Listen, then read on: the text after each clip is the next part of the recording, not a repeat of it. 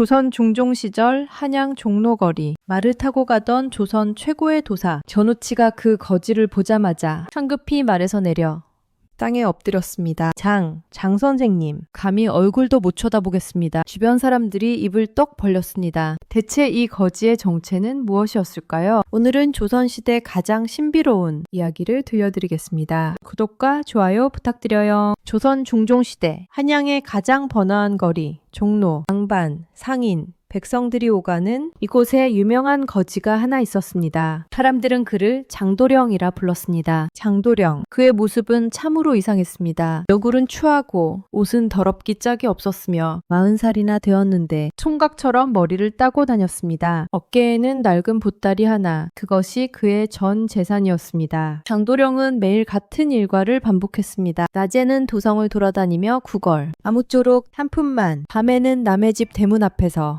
웅크리고 잠, 그렇게 살아가는 거지였습니다. 그런데 이상한 점이 하나 있었습니다. 장도령은 종로 근방의 부잣집 하인들, 노비들과 척 친하게 지냈습니다. 장도령, 오늘은 어디 갔다 왔소? 그려 남대문 쪽을 다녀왔지. 하인들은 그를 장도령이라 불렀습니다. 도령, 결혼하지 않은 양반댁 자제를 일컫는 말입니다. 거지에게 붙이기에 너무나 어울리지 않는 호칭이었습니다. 당시 조선에는 전우치라는 유명한 도사가 있었습니다. 그는 조선 팔도의 이름을 떨친 인물, 온갖 도수를 부리고 하늘을 날아다니며 귀신도 부린다는 소문이 자자했습니다.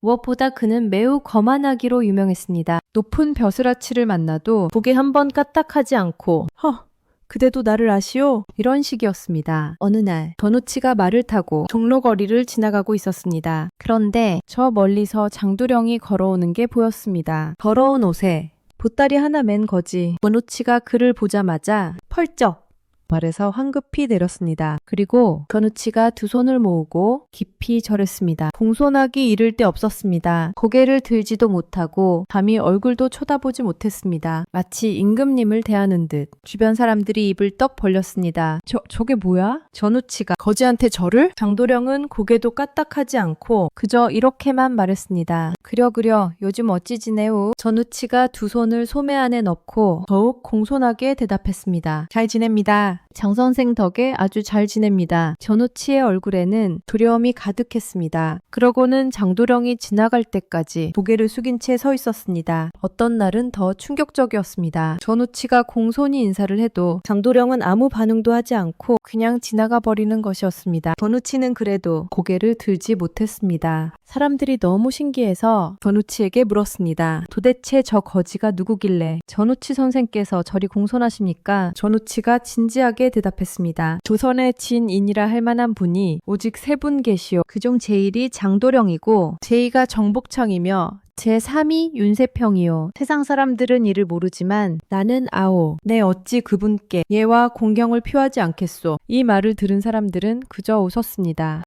전우치도 개짜라더니 정말 개짜구만. 거지를 진인이라니. 말도 안 되는 소리야. 아무도 믿지 않았습니다. 장도령은 여전히 종로를 떠돌며 구걸했고 사람들은 그를 여전히 더럽고 추한 거지로만 봤습니다. 당시 한양에 한 벼슬아치가 있었습니다. 그는 평소 장도령이 구걸하는 모습을 자주 봤었습니다. 어느 날 은관이 장도령을 불렀습니다. 여보게, 잠깐 오게. 장도령이 다가왔습니다. 당신은 대체 누구요? 왜 이렇게 구걸하며 사시오? 장도령이 대답했습니다. 나는 원래 전라도의 사대부 집안 출신이요. 하지만 돌림병으로 부모님이 돌아가시고 형제도 없고 친척도 없소. 일가에 홀로 남아 집도 없는 몸이 되었소. 여기저기 떠돌다가 한양에 이르렀소. 아무런 재주도 없고 한문도 모르니 달리 뭘 할 수 있겠소. 은관은 장도령이 무척 불쌍했습니다. 참으로 기구한 인생이로구나. 은관은 장도령에게 먹을 것과 마실 것을 주며 위로했습니다. 배고플 텐데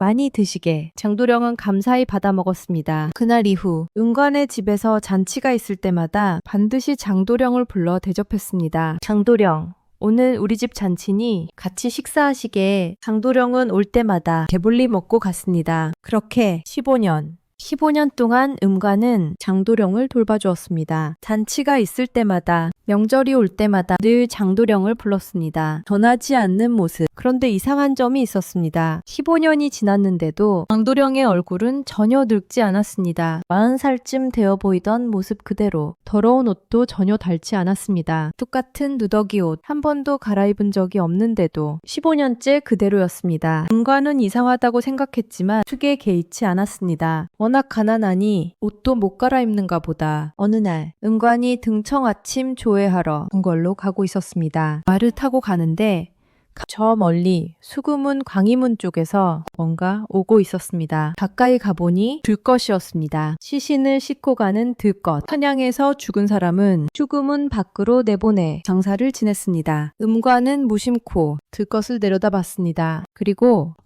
음관이 깜짝 놀랐습니다. 들것 위에 시신. 그것은 장도령이었습니다. 음관은 말에서 내려 그 자리에 주저앉았습니다. 장도령! 장도령! 그는 대성통곡했습니다. 세상에 불쌍한 사람 많고 많지만 장도령만큼 불쌍한 이가 어디 있으랴. 손가락으로 세월을 헤아려 보니 장도령이 종로거리에서 그걸 한 지가 15년. 이제 시신이 되어 사냥을 떠나는구나. 음관은 한참을 울었습니다. 집에 돌아가서도 며칠을 슬퍼했습니다. 내가 15년을 돌봐줬건만 결국 이렇게 떠나는구나. 그렇게 세월이 흘렀습니다. 20년이 넘는 시간이 지났습니다. 음관도 이제 나이가 들었습니다. 장도령의 죽음은 오래전 일이 되어버렸습니다. 어느 날 음관은 전라도로 여행 갈 일이 생겼습니다. 공모차 남쪽으로 내려가는 길, 그는 말을 타고 지리산을 지나가게 되었습니다. 지리산, 조선 4대 명산 중 하나, 깊고 험한 산입니다. 음관이 산길을 가다가 길을 잃었습니다. 이런, 길이 어디로 난 거지? 앞으로 가자니 길이 보이지 않고 뒤로 가자니 왔던 길도 모르겠고 해가 저물기 시작했습니다. 큰일이구나. 산속에서 밤을 맞으면 위험합니다. 호랑이, 곰, 그리고 산적들. 음관은 초조해졌습니다. 그때 작은 오솔길이 보였습니다. 나무꾼이 다니는 듯한 길. 혹시 인가라도 있지 않을까? 음관은 그 길을 따라갔습니다. 오솔길을 따라가자 바위투성이 깊은 골짜기가 나타났습니다. 더 깊이 들어가니 경치가 바뀌기 시작했습니다. 더 가면 갈수록 더욱 아름다웠습니다. 폭포가 쏟아지고 비암괴석이 솟아있고 온갖 꽃들이 만발했습니다. 이게 어디지? 수십 리를 더 가자. 하늘은 더 푸르고 구름은 더 하얗고 공기는 향기롭고 물은 영롱했습니다.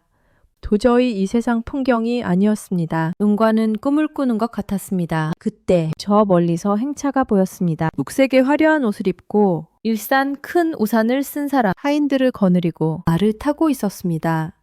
매우 빠른 속도로 음관을 향해 다가왔습니다. 그런데 신기한 것은 말이 미끄러지듯 움직였습니다. 땀을 밟는 게 아니라 공중을 날아가는 것 같았습니다. 음관이 생각했습니다. 저분은 높은 양반인가 보다. 지켜드려야겠구나. 말을 한쪽으로 몰려했습니다. 그런데 말을 돌리기도 전에 그 행차가 도착했습니다. 그 신비로운 사람이 말에서 내려 음관에게 공손히 인사했습니다. 오랜만이십니다. 그동안 어찌 지내셨습니까? 매우 정중하게 물었습니다. 음관은 당황했습니다. 누구시죠? 전혀 모르는 사람인데 나를 아는 듯이 말합니다. 음관은 아무 말도 못했습니다. 그러자 그 사람이 웃으며 말했습니다. 내 집이 여기서 가까우니 같이 가서 좀 쉬시지요. 그 사람이 말을 돌려 길을 앞서갔습니다. 역시 미끄러지듯 움직였습니다. 음관은 뒤따라갔습니다. 도대체 여긴 어디고 저 사람은 누구지? 얼마를 가니 화려한 궁궐들이 나타났습니다. 와... 음관은 입을 다물지 못했습니다. 사방에 크고 화려한 건물들, 옥으로 만든 계단, 비치로 된 기둥, 황금빛 지붕, 인간 세상의 궁궐보다 몇 배는 더 화려했습니다. 문 앞에는 한복을 입은 시종들이 기다리고 있었습니다. 어서 오십시오. 음관을 정중히 맞이했습니다. 그리고 안으로 안내했습니다. 건물들, 여러 건물을 지나갔습니다. 하나하나가 참으로 아름다웠습니다. 마침내 가장 화려한 건물에 이르러 위층으로 올라갔습니다. 그곳에 매우 수려한 인물이 앉아 있었습니다. 화려한 의복, 퍼칠한 키, 준수한 용모, 마치 신선 같았습니다. 주변에는 시중드는 하인들과 시동들이 있었는데 모두 절세 미인들이었습니다. 완전히 성공에 온 듯했습니다. 음관은 너무 놀라 서둘러 나아가 큰 절을 올렸습니다. 소인이 감히 눈을 들지도 못했습니다. 그런데 주인이 웃으며 말했습니다. 나를 몰라보시는가? 나를 보시오. 폭언하며 정중히 대했습니다. 누구? 은관이 고개를 들어 주인을 봤습니다. 조금 전에 길에서 만난 그 사람이었습니다. 하지만 여전히 누구인지 알 수 없었습니다. 보라 하시니 봤지만 누구신지 모르겠습니다. 주인이 말했습니다. 나는 장도령이요. 나를 모른단 말이요? 네. 은관은 깜짝 놀라 다시 주인을 자세히 봤습니다. 얼굴에 윤곽. 장도령이었습니다. 하지만 예전의 추하고 더러운 모습은 반대 없었습니다. 허칠한 미남, 빛나는 피부, 고귀한 기품, 완전히 다른 사람이었습니다. 은관은 할 말을 잃었습니다. 장도령? 하지만 당신은 20년 전에 죽은 게 아니었소. 은관의 머릿속이 하얗게 변했습니다. 장도령이 말했습니다. 일단 앉으시게 천천히 말씀드리겠소. 장도령은 큰 잔치를 열었습니다. 상에 차려진 음식들, 인간 세상에서 본 적 없는 진귀한 산의 진미였습니다. 빛나는 과일, 향기로운 술, 영롱한 물, 먹기만 해도 몸이 가벼워지는 듯 했습니다. 선녀들이 나와 아름다운 곡을 연주하고 춤을 췄습니다. 옥이나 보석같이 화려하고 아름다운 여인들, 인간 세상에서 여태껏 본 적 없는 춤이었습니다. 유막도 들어본 적 없는 신묘한 소리였습니다. 잔치가 무르익자 장도령이 말했습니다. 이제 진실을 말씀드리겠소. 은관이 귀를 기울였습니다. 조선에는 4대 명산이 있소. 금강산, 지리산, 묘향산, 한라산, 각 산마다 신선이 거하고 있소. 이 산, 지리산이 그중 하나요? 나는 원래 이곳 지리산 선계의 신선이었소. 하지만 예전에 내 잘못으로 인간 세상으로 유배되었소. 15년간 인간 세상에 내려가 거지로 살아야 했소. 그것이 내 벌이었소. 15년간 종로거리를 떠돌며 투걸하고 더러운 옷을 입고 천대받으며 살았소. 그런데 그때 그대가 나를 만났소. 그대는 나를 불쌍히 여겼소. 15년간 잔치가 있을 때마다 나를 불러 배불리 먹였소. 명절 때마다 옷을 주었소. 추운 겨울엔 따뜻한 방을 내주었소. 장도령이 감사한 눈빛으로 은관을 바라봤습니다. 그 신세를 내 어찌 잊겠소. 그대가 내 시신을 보고 가엾게 여기며 울었던 것도 다 알고 있소. 은관이 깜짝 놀랐습니다. 그것도 아셨습니까?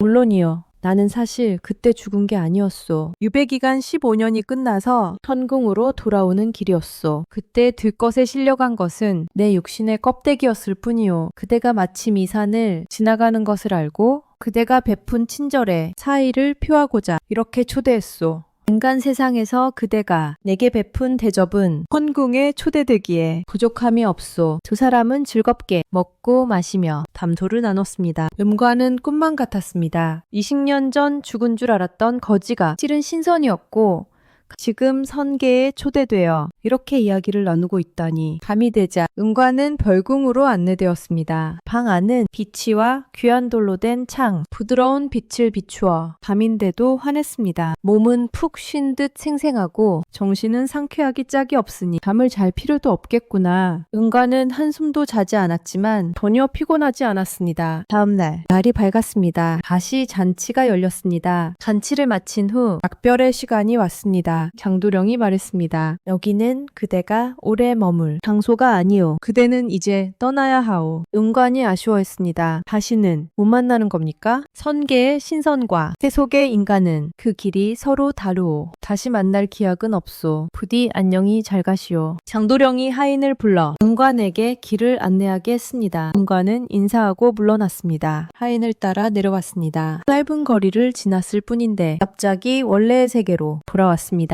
선계의 향기와 빛은 사라지고 평범한 산속이었습니다. 은관은 입구를 표시하기 위해 막대기를 꽂았습니다. 다음에 다시 와야지. 하인은 물러가더니 이내 사라져버렸습니다. 다음에 은관이 다시 지리산을 찾았습니다. 분명 여기였는데 막대기를 꽂은 곳을 찾았습니다. 하지만 길이 없다. 길이 없었습니다. 참봉우리와 지나갈 수 없는 험한 골짜기만 가득했습니다. 이럴 수가. 아무리 찾아도 그 길은 보이지 않았습니다. 환계로 가는 길은 영원히 사라져 버렸습니다. 그 후 세월이 흘렀습니다. 신기한 일이 일어났습니다. 은관은 나이를 먹어도 청춘처럼 팔팔했습니다. 정에 걸리지도 않았습니다. 90세, 90살. 음과는 90까지 살았습니다. 그리고 고통도 없이 수월하게 생을 마쳤습니다. 음과는 생전에 이런 말을 했다고 합니다. 장도령이 새 속에 있을 적에 내가 그를 15년 동안 봤었네. 그에 관해 한 가지 이상한 점이 기억나는데 얼굴이 전혀 늙지 않았고 입고 있던 더러운 옷도 전혀 닳지 않았다네. 옷을 전혀 갈아입은 적이 없는데도 15년 동안 똑같은 모습 그대로였지. 이 한 가지만 봐도 참으로 이인이었는데 금속한 눈으로는 알아보지 못했던 거야.